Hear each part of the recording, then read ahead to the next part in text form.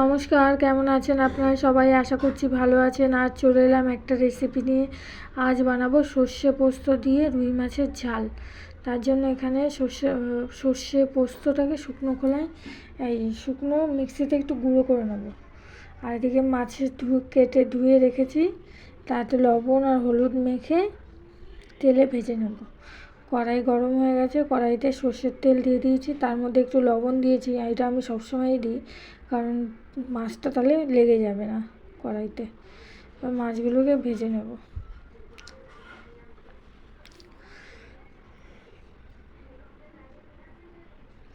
সব মাছগুলোকে দিয়ে দিচ্ছি, কড়া করে ভেজে নেবো। আর এটাকে বেটে নেব।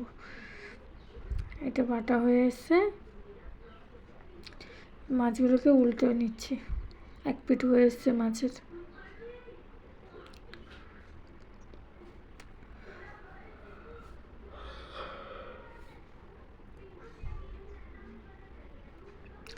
এখানে নিয়েছি আদা, টমেটো, কাঁচা লঙ্কা আর পেঁয়াজ। এটাকে আলাদা করে বেটে নেব।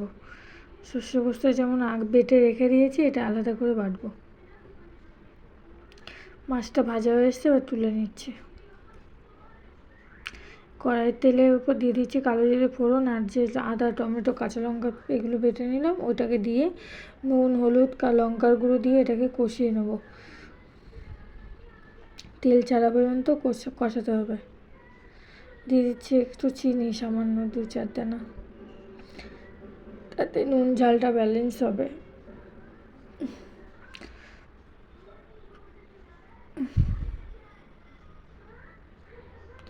এবার দিয়ে দিচ্ছি সর্ষে পোস্ত বাটাটা। আগের মশলাটা তেল ছেড়ে এসছে, সর্ষে পোস্ত বাটাটা দিয়ে ভালো করে কষিয়ে নেব।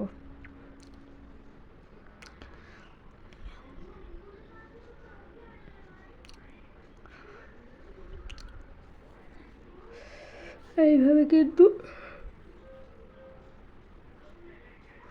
গরম ভাতে খুব ভালো লাগে। কষানো হয়ে এসছে, এবার পরিমাণ মতো জল দিয়ে দিয়েছি। দিয়ে এবার ফুটে এলে মাছটাকে দিয়ে দেবো।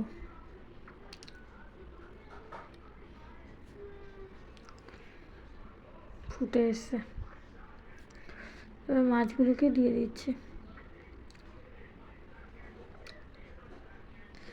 দিয়ে ভালো করে ফুটিয়ে নেব। আর এইভাবে কিন্তু গরম ভাতে খুব ভালো লাগে খেতে।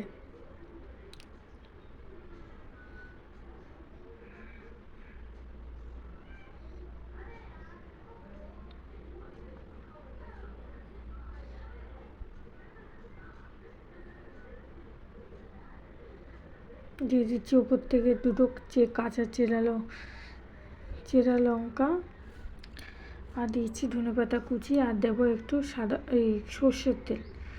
দিয়ে এটাকে নামিয়ে নেবো। গ্যাসটা কিন্তু অফ করে দিয়েছি, তারপরে কিন্তু এইটা দিয়েছি সর্ষের তেলটা। কেমন হলো আপনারা জানাবেন। লাইক, কমেন্ট, শেয়ার, সাবস্ক্রাইব করে আমার পাশে থাকবেন। আজ তাহলে টাটা, বাই বাই।